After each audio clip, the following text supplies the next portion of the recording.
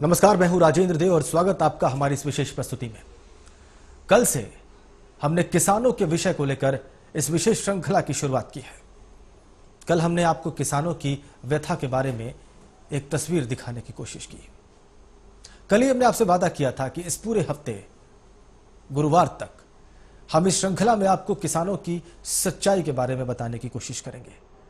हम आपको उन लोगों से मिलवाने की कोशिश करेंगे जो कृषकों के विषय पर, खेती के विषय पर अपना स्थान रखते हैं और इन विषयों में उनकी जानकारी ऐसी है जिसे हम आपसे बांटकर इस विषय की सही तस्वीर पेश करने में उनकी मदद हासिल कर रहे हैं। आज के अपने मेहमान से आपका मैं परिचय कराऊं, इससे पहले आपको एक रिपोर्ट दिखाएंगे।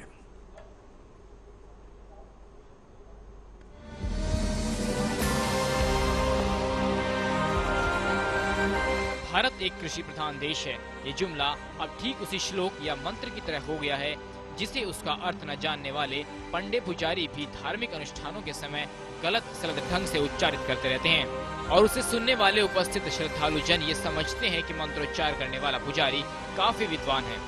लेकिन इसी तरह जब हमारे सत्तावान योजनाकार जब मौके मौके पर कहते हैं कि हमारा देश एक कृषि प्रधान देश है, तो उनके मुँह से ये सुनकर न तो हंसी आती है और न ही गुस्सा, बल्कि ये सोचना पड़ता है कि हमारे ये नीति नियामक या तो मूर्ख हैं या फिर धूर्त। हाँ, भोले तो कतई नहीं। अगर वे देश के कृषि प्रधान होने के मर्म को वाकई समझते होते तो देश के किसान का दर्द या उनकी बदहाली को भी शिद्दत से महसूस करते। हमारे ये योजनाकार आए दिन ऊंचे विकास दर का हवाला देकर देश की अर्थव्यवस्था की गुलाबी तस्वीर पेश करते रहते हैं और देश के लोगों को सब्ज बाग दिखाते हैं। आज़ादी को पाए हुए हमें 65 वर्षों से ज़्यादा हो गया है और इन 65 वर्षों में हमने बहुत प्रगति कर ली है। मेरे राइट हैंड साइड पे विकास की वो तमाम इमारतें आप देख सकते हैं, मेट्रो है और साथ ही मेट्रो गुजर रही है। ये विकास की वो तस्वीरें हैं जो इन 65 वर्षों में हमने पाया है। वहीं अगर मेरे लेफ्ट हैंड साइड पे बात की जाए तो लेफ्ट हैंड साइड पे आज भी स्थिति जस की तस है। जी हाँ, लेफ्ट हैंड साइड पे खेत हैं, किसान हैं जिनकी स्थिति आज़ादी के समय जो थी वही बनी हुई है। किसान तब भी बदहाल थे, किसान आज भी बदहाल हैं। सरकारें बहुत बदली, नीतियां बहुत बनी, लेकिन किसानों के हालात में कोई परिवर्तन, कोई चेंजेस नहीं आया। आज भी देश के अन्नदाता जो हमें अन्न देते हैं, हमारे पेट को भरते हैं, वो अन्न के एक एक दाने के लिए तरस रहे हैं। हमारे साथ फतेह सिंह जी हैं जो एक किसान हैं और इनसे पूछते हैं कि क्या किसानी करते समय किसानी से इतनी इनकम हो पाती है कि ये अपने और अपने बच्चों का पेट भर पाते हैं।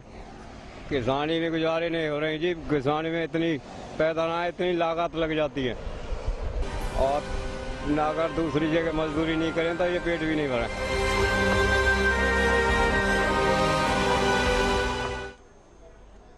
तो जो लागत लगती है उसका बहुत कम वापस मिलता है और इसका नतीजा यह है कि किसान बदहाली का जीवन जीने को मजबूर है।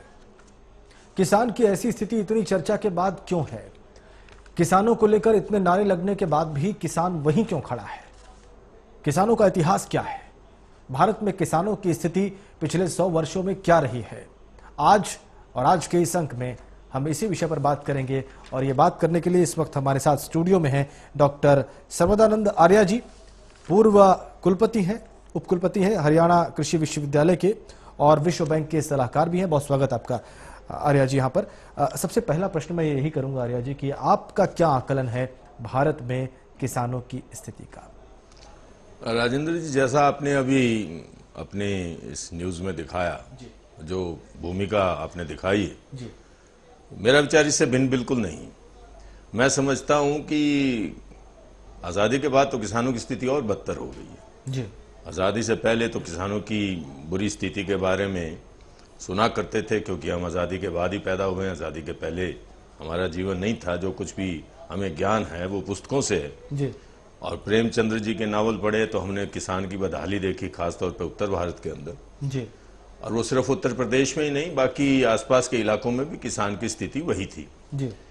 उस वक्त एक विदेशी शासन था और जमींदारी प्रथा थी और किसान एक गुलाम की तरह काम करते थे। अपनी खेती को काम करते जरूर थे परंतु खेती उनकी अपनी नहीं थी, अपना शब्द कहीं नहीं था जी जी। आज़ादी आई, नए सपने आए और उस वक्त देश जो था बहुत बुरी तरह से आज़ादी के फौरन बाद वो भुखमरी के कगार पर था, क्योंकि PL 480 की स्कीम से के माध्यम से अनाज बाहर से आता था जी जी।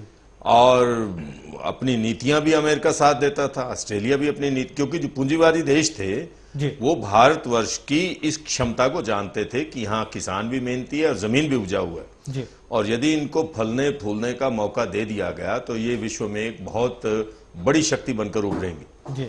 और इसी बात को दोहराते हुए उन्होंने, इस बात को सोचते हुए भारत की आर्थिक तंत्र के ऊपर जब हमला किया तो सबसे पहले उन्होंने भारत के इस कृषि क्षेत्र के ऊपर हमला किया जी। जब हम शॉर्टेज में से गुजर रहे थे तो विचार आया कि क्यों ना भारत के अंदर ऐसी क्रांति की जाए कि उत्पादन बढ़ जाए, क्योंकि मूंग बढ़ रहे थे और अनाज की कमी थी जी। उस वक्त कुछ कृषि वैज्ञानिक सामने आए, उनमें से एक दो अब भी जीवित हैं और आप हैरान होंगे कि इसकी जो जिम्मेवारी दी गई वो उपराष्ट्रपति डॉक्टर राधाकृष्णन को दी गई जी। डॉक्टर राधाकृष्णन एक फिलोसोफर थे, वो कभी एग्रीकल्चर साइंटिस्ट नहीं रहे, शिक्षाविद थे जी, परंतु वो शिक्षाविद थे। उन्होंने इस बात का पूरी तरह से इसको नेतृत्व दिया और मैक्सिको के अंदर जो ड्वार्फ वैरायटीज गेहूं की निकली थी उनको यहां लाने का हमारे कृषि वैज्ञानिकों ने ICR पूसा के माध्यम से प्रयास किए, उसमें वो सफल भी हुए।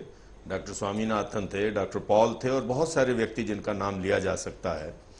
अब बात ये हुई कि इसमें एक, जिसको हम ग्रीन रेवोल्यूशन बोलते हैं, हरित क्रांति तो हो गई, उत्पादन क्षमता बन गई और आज भी उत्पादन क्षमता बहुत अधिक है, लगभग हम चरम सीमा पर हैं, परंतु किसान की बदहाली का जो मुख्य कारण था उसकी जेब में पैसा होना जी। पहले बार्टर सिस्टम चलता था, किसान अकेला नहीं था, किसान के साथ सब मार्जिनल फार्मर्स भी थे, लैंडलेस लेबर जो कि उसके खेत के ऊपर काम करते थे जी जी। और उसकी फसल के अंदर भी उनका हिस्सा हुआ करता था।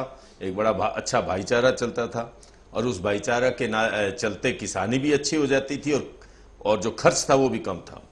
जैसे जैसे हरित क्रांति आती गई, अब तो हरित क्रांति 2 भी खत्म होने को है और सरकार कोशिश में है कि अगली हरित क्रांति लाए, क्योंकि भूखमरी की जो समस्या है उसके ऊपर पूरी तरह से काबू अभी भी नहीं पाया जा सका, जबकि हम अपने मैक्सिमम उत्पादन के स्तर को टच कर चुके हैं जी।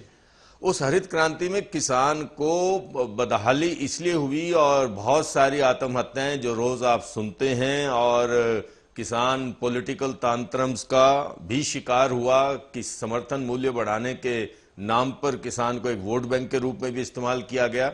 वो इसीलिए कि उत्पादन के लिए हमने धरती का दोहन किया पूरी तरह से, यानी उसका सॉइल का, जिसको हम हेल्थ कहते हैं, धरती का स्वास्थ्य खराब किया। इतना हमने उसके अंदर उर्वरा डाली और उसकी खेती इतनी महंगी कर दी, इंसेक्टिसाइड पेस्टिसाइड इतने महंगे कर दिए कि जो अभी कैप्शन एक किसान के माध्यम से आपने मुझे सुनाया है कि कुछ बचता ही नहीं। आपने समर्थन मूल्य तो बढ़ाया, परंतु वहां से जो उसके ऊपर किसान के प्रति एकड़ का उत्पादन का जो खर्चा है वो इतना बढ़ गया और उसके साथ साथ धरती की उत्पादकता और कम हो गई। और अर्बनाइजेशन, जहां हम बैठे हैं वहां का भी आपने एक नज़ारा हमें दिखाया। एक तरफ मेट्रो है, गगनचुंबी इमारतें हैं, ये गगनचुंबी इमारतें और जो मेट्रो है, जो विकास की बात द्योतक है, जिसको ये GDP ग्रोथ के अंदर हमारे देश के शासक दिखाते रहते हैं, प्रोजेक्ट करते रहते हैं और एक तरफ कहते हैं कि 70% लोग जो है वो कृषि पर आधारित है और कृषि का GDP के अंदर जो है वो कोई हिस्सा ही नहीं है, और जो हिस्सा है तो न्यूनतम हिस्सा है और प्राथमिकता में भी कृषि पीछे है। कृषि को ज्यादा से ज्यादा ये किसानों पर बड़ा एहसान किया जाता है कि उनके जो लोन हैं वो हम लोगों ने माफ। ये आपने बड़ी अच्छी बात कही कि जो प्रोजेक्शन है GDP का, जिन चीजों को दिखा के और जैसे उद्योग जगत को सब्सिडी दी जाती है, वैसा कुछ कृषि के लिए कभी क्यों नहीं व्यवहार किया जाता और कृषि को क्यों नहीं जोड़ा जाता, इस पर हम आपसे बात करेंगे। एक रिपोर्ट दिखाते हैं जो किसानों की बदहाली के बारे में कहानी का अगला हिस्सा आपके सामने रखेगी।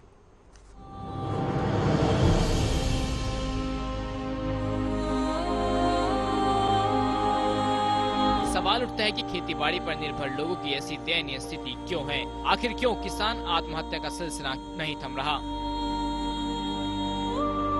दरअसल खेती कभी मुनाफे का धंधा हुआ करती थी, लेकिन अब वो घाटे का कारोबार बनती जा रही है। मेरे पीछे एक किसान की झोपड़ी को देख रहे होंगे आप, और इस झोपड़ी को देख के किसानों की स्थिति का अंदाजा आप खुद ही लगा सकते हैं। आप ये अंदाज़ा लगा सकते हैं कि आज किसान किस हालात में है। आज़ादी के बाद किसान की दशा को सुधारने के लिए बहुत बड़े बड़े दावे हुए, लेकिन उन दावों की सच्चाई क्या है वो इस झोपड़ी से सामने आ जाएगी। राम प्रसाद जी की झोपड़ी में हैं हम, और हालात को देखते हुए आप एक बार फिर से अंदाज़ा लगा सकते हैं कि देश में किसानों की स्थिति क्या है। और राम प्रसाद जी से हम पूछेंगे कि क्या किसानी से इतनी इनकम हो जाती है कि वो अपने बच्चों का, अपने परिवार का पेट भर सके। आसानी कहाँ रखी है, तो आप हालत देख लो, भरता है ना भी भरता है, कोई फसल लग गई तो लग गई, ना लगी तो कुछ नहीं है, कर्जा भी हो जाता है, तुम्हारा कमा के देते, क्या है इसमें, कर्जा भी हो जाता है। हाँ जी बिल्कुल। गुजारा कैसे चलता है? गुजारा ऐसे चलता है साहब कि तुम तो खा रहे हो सब्जी से, हम नमक से भी खा लेते हैं। नमक और हाँ, नमक साथ की चटनी होती है, और क्या होता है। देश में खेतीबाड़ी की बदहाली हाल के वर्षों की कोई ताज़ा परिघटना नहीं है, बल्कि इसकी शुरुआत आज़ादी के पूर्व ब्रिटिश हुकूमत के समय से ही हो गई थी। कोई समाज कितना ही पिछड़ा हुआ क्यों न हो, उसमें बुनियादी बुद्धिमानी तो होती ही है। अंग्रेजों से पहले के राजा रजवाड़े खेतीबाड़ी के महत्व को समझते थे, इसलिए वे किसानों के लिए नहरें, तालाब इत्यादि बनवाने और उनकी साफ सफाई करवाने में पर्याप्त दिलचस्पी रखते थे। वे अच्छी तरह समझते थे कि किसान की जेब गर्म रहेगी तो ही हम मौज कर सकेंगे। उसी दौर में देश के हर इलाके में खेती की सिंचाई के लिए नहरों का जाल बिछा हुआ करता था। भारत ही नहीं, कृषि पर आधारित दुनिया की किसी भी सभ्यता में नहरों का केंद्रीय महत्व हुआ करता था। ये भी कह सकते हैं कि यही नहरें उनकी जीवन रेखा होती थी। भारत में इस जीवन रेखा को खत्म करने का पाप अंग्रेजी हुकूमत ने किया।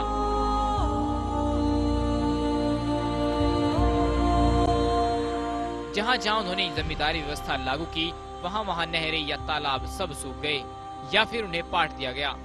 भ्रष्ट और बेरहम जमींदार पूरी तरह अंग्रेज परस्त थे और राजाओं के कारिंदे होते हुए भी अंग्रेजों को ही अपना भगवान मानते थे। किसानों की दुख दर्द और समस्याओं से उनका दूर दूर तक कोई लेना देना नहीं था। उन्हें तो बस किसानों से समय पर लगान चाहिए होता था।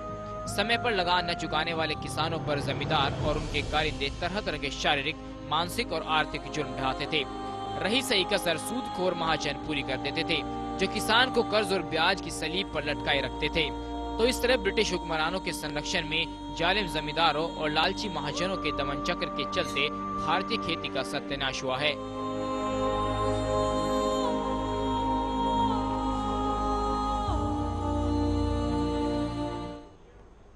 इस रिपोर्ट को देखने के बाद कुछ सवाल अपने आप जहन में उमड़ रहे हैं। आप भी इस बात को महसूस कर रहे होंगे।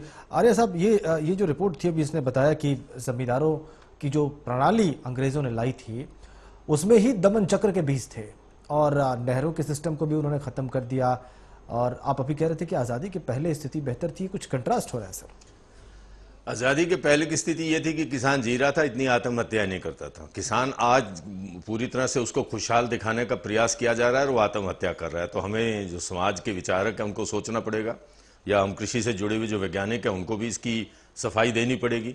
स्पष्ट बात मैंने पहले ये कही कि जो ज़मीन बेशक किसान की अपनी नहीं थी, वो ज़मींदार की कहलाई जाती थी और किसान अपनी ही ज़मीन पर मजदूर की तरह काम करता था, परंतु एक बार्टर सिस्टम था। बार्टर सिस्टम में उसको बाकी सब चीज़ें सस्ती मिल जाती थी। उसको चमड़े का काम मुफ्त में मिल जाता था, उसको लकड़ी का कोई काम उसका हल बनना होता था वो मिल जाता था, लोहार का कोई काम होता था वो उसको मिल जाता था, और ऑर्गेनिक खेती होती, ना तो कोई उसको इंसेक्टिसाइड डालना होता, ना कोई पेस्टिसाइड डालना होता था। हाँ, लगान की एक कुप्रथा थी, और ये जो आपने बताया कि उसको साहूकार सूदखोर जो हैं वो लूटते थे, परंतु आज तो स्थिति उससे वर्स्ट है। अब मैं 2 मिनट में ये सारी बात आपको स्पष्ट कर दूंगा। पहले ये आज के सूदखोर पहले के सूदखोर से ज्यादा निर्मम है, इसलिए ये आत्महत्याएं हो रही हैं। किसान क्रेडिट कार्ड के नाम पर सरकार ने बड़ी भारी लूट मचा रखी है, 9% का ब्याज लेती। इसी किसान हितैषी सरकार, यदि आप इसे कहते हैं, इनकी नाक के नीचे माइक्रो क्रेडिट चलता है। माइक्रो क्रेडिट है कि 15,000 से ज्यादा किसान को ऋण संस्थाएं नहीं देती। SRK फाइनेंस नाम की बहुत बड़ी माइक्रो क्रेडिट कंपनियां, और ऐसी बहुत हैं, 20 कंपनियां, वो 15,000 कम से कम मतलब अधिक से अधिक लोन देती हैं, और लोन की इंटरेस्ट की दर है 24%। आप ये मुझे बताइए, जब 24%, तो कौन से साहूकार से वो कम ले रहे हैं? तो वो पुराने साहूकार थे, वो पुराने साहूकारों के दिल में तो शायद कोई रहम भी होता होगा कि मेरे असामी हैं, यदि ये मरा गए तो मैं किससे वसूलूंगा। और आज की ये सरकारी एहसान के नीचे जो पल रही हैं ये संस्थाएं और सरकार स्वयं में। आप आर्य साहब ये कहना चाह रहे हैं कि कुछ बातें चुनावी जो रैलियों में कही जाती हैं उनके पीछे कोई लंबा विचार विमर्श नहीं होता है, वो सिर्फ कही जाती हैं, वो सिर्फ वोट बटोरने के लिए कही जाती हैं और उसके बाद उसका आगा पीछा कुछ नहीं सोचते हैं। कोई मरता है तो मरने दो, हमें कोई फर्क नहीं पड़ता, ये मानसिकता होती है। राजेंद्र जी, एक बात और भी है, ये वर्ग संघर्ष भी पैदा कर रहे हैं जी। आप ये देखिए, किसान यदि समर्थन मूल्य आज मांगता है, ऑर्गेनाइज्ड किसान है नहीं, अनऑर्गेनाइज्ड किसान संगठन बनाकर जब वो सरकार से लड़ाई मोल लेते हैं तो सरकार से पार तो कर नहीं सकते, परंतु उनके सोकाल जो नेता हैं, जो पॉलिटिकल नेता भी हैं और अपने आप को किसान भी कहते हैं, चाहे उन्होंने ना कभी खेत देखा हो, ना कभी हल देखा हो, ना कभी चलाया हो, वो कहते हैं हम आपका समर्थन मूल्य बढ़ा देंगे। यदि आप समर्थन मूल्य बढ़ाते हैं और खर्चा नहीं घटाते तो उसको समर्थन मूल्य बढ़ा या ना बढ़ा एक बात है। मैंने वर्ग संघर्ष की बात की है, जिस तरफ यदि वो समर्थन मूल्य बढ़ता है तो चीजें महंगी होती। महंगाई पे नियंत्रण सरकार अपने अन्य कारणों से नहीं करती और इसका मुख्य दोषी किसान को बताती है कि समर्थन मूल्य हमें इतना देना पड़ा, इसलिए गेहूं महंगा, इसलिए चना महंगा, इसलिए दालें महंगी हैं। और वो मध्य वर्ग जो है, मध्य वर्ग उससे त्रस्त होता है और एक तरह से मध्य वर्ग को प्रेरित किया जाता है कि तुम किसान के विरुद्ध रहो। पहली बात। दूसरी बात, मध्य वर्ग को एक अच्छे मकान की भी जरूरत होती, अपने बाल बच्चों को वो ठीक शानदार तरीके से भी रखना चाहता है। जमीन का अभाव है, जमीन कहां से आएगी? किसान का खेत एक्वायर किया जाए। पहले तो औने पौने दामों में उसको पैसे बहुत कम मिला करते थे, अब उसको लालच दिया जाता है। इवन यही आपके नोएडा के अंदर इस तरह के कई कांड हो चुके हैं कि जो उसका मूल्य होना चाहिए वो मूल्य ही नहीं दिया जाता। मतलब कुल मिला के हर तरीके से गला घोटा जा रहा है और ये किसान छटपटा के रहने के अलावा यहाँ पे कुछ विशेष कर नहीं पा रहा है। इसका हल क्या हो सकता है आर्य जी की नजर में? आपके पास आते हैं सर, बहुत छोटे से कमर्शियल ब्रेक के लिए यहाँ पर रुकते हैं और उसके बाद पूर्व उपकुलपति हरियाणा कृषि विश्वविद्यालय के, उनके पास ढेर सारा ज्ञान है, उनके ज्ञान से कुछ बूंदे निकालते हैं और समझने की कोशिश करते हैं कि इसका हल क्या हो सकता है इस छोटे से ब्रेक के बाद।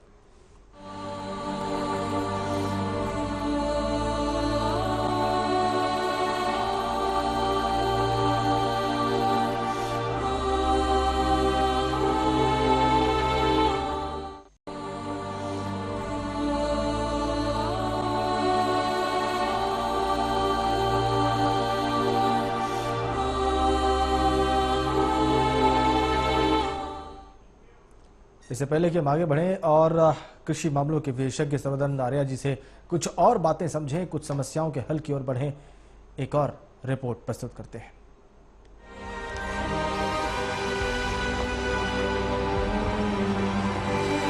खेती की बर्बादी के इसी दौर में भारतीय राष्ट्रीय कांग्रेस का उदय हो चुका था और उसके झंडे तले हमारा राष्ट्रीय आंदोलन भी परवान चढ़ने लगा था।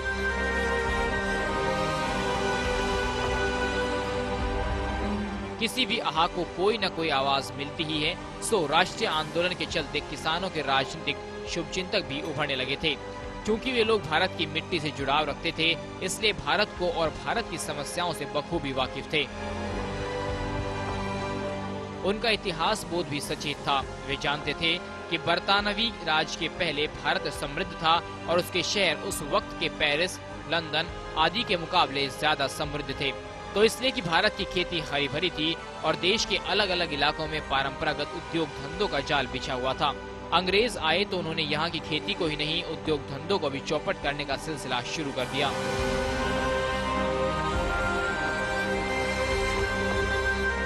महात्मा गांधी अंग्रेजों से पहले के भारत का पुनर्वास करने का सपना देखते थे।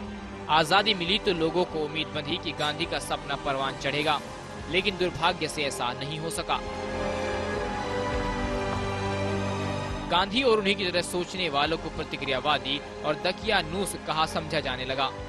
लेकिन जो खुद को आधुनिक और गांधी को पीछे देखू मानते थे, उन्होंने क्या किया? वे चाहते तो भारतीय खेती को पटरी पर लाने के ठोस यत्न कर सकते थे।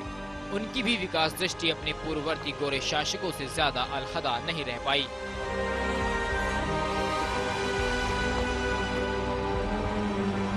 देश का पेट भरने वाले किसान के घर आखिर चलता कैसे है, ये जानने के लिए हम एक किसान के घर आए हैं और बात करेंगे गृहिणी से, क्योंकि इनको पूरा किचन का मैनेजमेंट यही करती हैं। तो इनसे जानेंगे कि आखिर एक किसान का घर चलता कैसे है। आप कैसे चलता है? कमाएंगे तो खाएंगे, नहीं कमाएंगे तो नहीं खाएंगे। यहाँ कोई सरकार के मदद तो मिलता नहीं, तो क्या अपने हाथ पांव चलाएंगे तो खाएंगे, नहीं चलाएंगे तो नहीं खाएंगे। जो भी राशन भी मिल रहा था तो 8-1.5 साल हो गया, राशन भी बंद कर दिया, तेल भी बंद कर दिया। कैसे चलता है खर्चा, किस तरह से, क्योंकि घर की पूरी बागडोर जो है महिला के हाथ में होती है और वही घर का बजट बनाती है। तो आप अपने घर के बजट को कैसे बनाती हैं, कैसे मैनेज करती हैं? कैसे ऐसे ही मैनेज करते हैं, जैसे जो दाल भात तरकारी नहीं खा के नमक रोटी से खा लेते हैं, दाल रोटी से खा लेते हैं, बेसन के कढ़ी से खा लेते हैं। तो देखा आपने, रोटी और नमक से ही गुजारा करना पड़ता है। किसानों की हालात सिर्फ यहीं ऐसी नहीं है, बाकी और देश के अन्य क्षेत्रों में भी किसानों के हालात ऐसे ही है। आखिर सवाल ये खड़ा होता है, देश का पेट भरने वाला किसान आज क्यों इस हालत में है? क्यों रोटी और नमक से ही अपने गुजारे को करने में मजबूर है? जिस किसान के बच्चे स्कूल नहीं जा पा रहे, किसान के बच्चे पढ़ाई नहीं कर पा रहे, कौन लेगा इसकी जिम्मेदारी? कौन लोग हैं जिम्मेदार? विकास की नई नई इमारतों को गढ़ने वाला भारत आखिर किसानों के विकास में क्यों पीछे रह गया? क्यों आज़ादी के इतने साल बाद भी किसान उसी हालत में है जिस हालत में आज़ादी से पहले थे? ये सोचना अब जरूरी है। कैमरामैन नितिन के साथ आलोक झा, सुदर्शन न्यूज़, दिल्ली। रिपोर्ट देखने के बाद आपको किसानों की हालत के बारे में शायद थोड़ा सा और बेहतर अंदाजा हुआ हो। हमारे साथ हैं सर्वदानंद आर्या जी, कृषि विशेषज्ञ। बहुत सारी बातें इन्होंने ऐसी बताई जो संभवतः इस विषय को समझने में बहुत मददगार है। अब हल की ओर बढ़ते हैं, वापस आर्या जी की तरफ चलते हैं। सर, समस्याओं पर तो बात हो गई है, हल क्या है?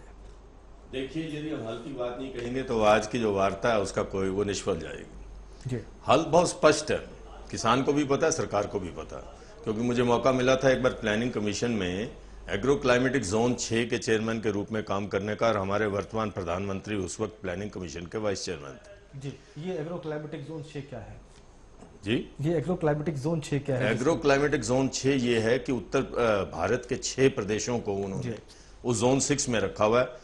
तो तकरीबन 12 जोन हैं जो सारे अपने जितने भी राज्य और यूनियन टेरिटरीज हैं उनको उन एग्रो क्लाइमेटिक जोन में रखा गया। हर एक जगह का जो क्लाइमेट है और हर जगह की जो फसल है वो अलग अलग है। तो इन 6 प्रदेश जो इधर से जम्मू कश्मीर से लेकर उत्तर प्रदेश तक, उनको उस एग्रो क्लाइमेटिक जोन 6 में रखा गया। पंजाब भी इसमें, हरियाणा भी इसमें, दिल्ली भी आती, राजस्थान भी आता। तो मैं खैर इस बात को आगे बढ़ाऊं, हमारे वर्तमान प्रधानमंत्री जो शासक हैं, जिन्होंने सारी प्रणाली को चलाना है, सरकार की नीतियों को चलाना है, वो सब्सिडी के सख्त खिलाफ है और बार बार वो कह भी चुके हैं इस बात को, वो छुपाते भी नहीं। यदि हमने पश्चिम की नीतियों का पूरी तरह से अनुकरण करना है तो उनकी कुछ अच्छी बातें भी मान लें। अच्छी बातें ये है कि पूंजीवादी देश है कनाडा, जो उत्पादन इसका एग्रीकल्चर का बहुत अच्छा है, ऑस्ट्रेलिया है, अमेरिका भी कहीं घट नहीं करता, और वो अपने किसानों को इतनी जबरदस्त सब्सिडीज देते हैं, इंडस्ट्री से ज्यादा कहीं जाकर। और हम क्या करते हैं, हम सब्सिडी देना चाहते हैं फार्मेसी वालों को, दवाई वालों को जो यहाँ दवाइयाँ बनाते हैं। हम सब्सिडी देना चाहते हैं इंसेक्टिसाइड बनाने वालों को। हम सब्सिडी देना चाहते हैं यूरिया और फास्फेट का जो वहाँ से इंडस्ट्री आती है, इंडस्ट्री को हम देना चाहते हैं, ना कि हम किसान को देना चाहते हैं। किसान की सबसे बड़ी 2 शिकायतें, यदि आप उन शिकायतों को दूर कर दें, किसान आपसे बिल्कुल प्रसन्न भी हो जाएगा और संपन्न भी हो जाएगा। नंबर 1, किसान को हमने गलत रास्ते पर डाला, जिसमें मैं कृषि वैज्ञानिकों का पूरा योगदान मानता हूं। हमने कृषि के उत्पादन की धुन में जाकर उनको यूरिया, फास्फेट और इंसेक्टिसाइड, पेस्टिसाइड इस्तेमाल करना सिखा दिया।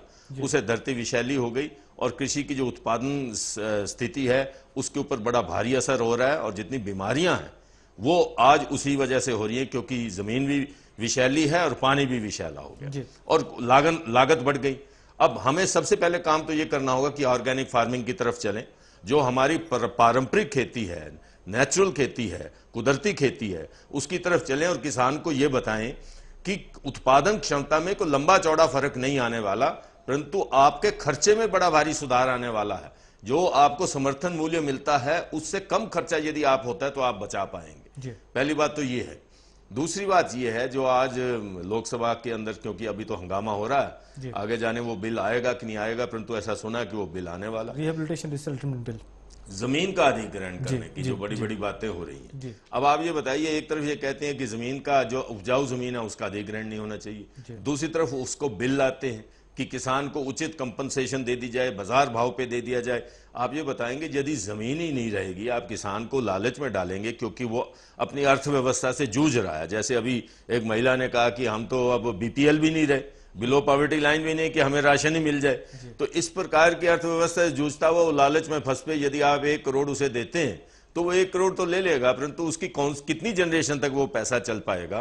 और उसमें आप अपना विकास करना चाहते हैं, शहरीकरण का, बिल्डिंगें बनाना चाहते हैं, आप उसके अंदर अपना इंडस्ट्री लगाना चाहते हैं, जिससे आप किसान का ग्रोथ नहीं कर सकते। तो 3 मुख्य बातें, ऑर्गेनिक फार्मिंग के ऊपर आ जाए, उसके बाद किसान को लालच देना बंद कर दिया जाए, किसान को सब्सिडी दी जाए, किसमें दी जाए, समर्थन मूल्य मत बढ़ाइए, जिससे आपका कंज्यूमर वर्ग जो मध्य वर्ग है वो भी दुखी नहीं होगा, वर्ग संघर्ष भी नहीं होगा, किसान के खिलाफ मध्य वर्ग नहीं जाएगा यदि आप उसको महंगा गेहूं बाजार में नहीं मिलता या महंगी दालें नहीं मिलती।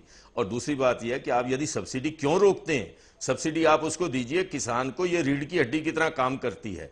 आज 40 साल के बाद इतना जबरदस्त सूखा पड़ गया है, आप थोड़ी सी रिलीफ यदि महाराष्ट्र के अंदर देते हैं, क्या किसान इससे जी जाएगा? अभी आप खुद ही दिखा रहे थे कि जलाशय और जितनी नहरें हैं वो सूखी पड़ी हैं, और अंग्रेजों के जाने के बाद जो ये सिस्टम था वो भी इस भारत सरकार ने खत्म कर दिया। तो जितनी रेन फेड खेती हो रही है उसके अंदर भी यदि आप सब्सिडी नहीं देंगे तो किसान मरेगा ही मरेगा। तो इसका यही मर रहा है, किसान खुद अपने आप को मार रहा है, किसान आत्महत्या कर रहा है। कल जब हम किसानों से संबंधित सुदर्शन विशेष का अगला अंक लेकर आपके सामने आएंगे तो उसमें किसानों की आत्महत्या की स्थिति के बारे में बात करेंगे। वैसे आज आर्या जी ने समस्या भी बताई है और इसका समाधान भी बताया। बहुत धन्यवाद आपका सर्वदानंद जी यहाँ स्टूडियो में आने के लिए और रोशनी डालने के लिए सारी समस्या पर। जो कुछ बातें आज आर्या जी ने कही हैं वो निचोड़ हैं, वो समस्या का भी निचोड़ है और कुछ ही बिंदुओं में इन्होंने समाधान बताने की कोशिश की है। आने वाले अंकों में हम इस विषय पर भी चर्चा करेंगे, लेकिन कल हम बात करेंगे किसानों की आत्महत्या की वजहों की और उन किसानों की, खासकर उन इलाकों की जहां पर किसानों ने सबसे ज्यादा ये काम किया है। आज के अंक में फिलहाल इतना ही। जय हिंद।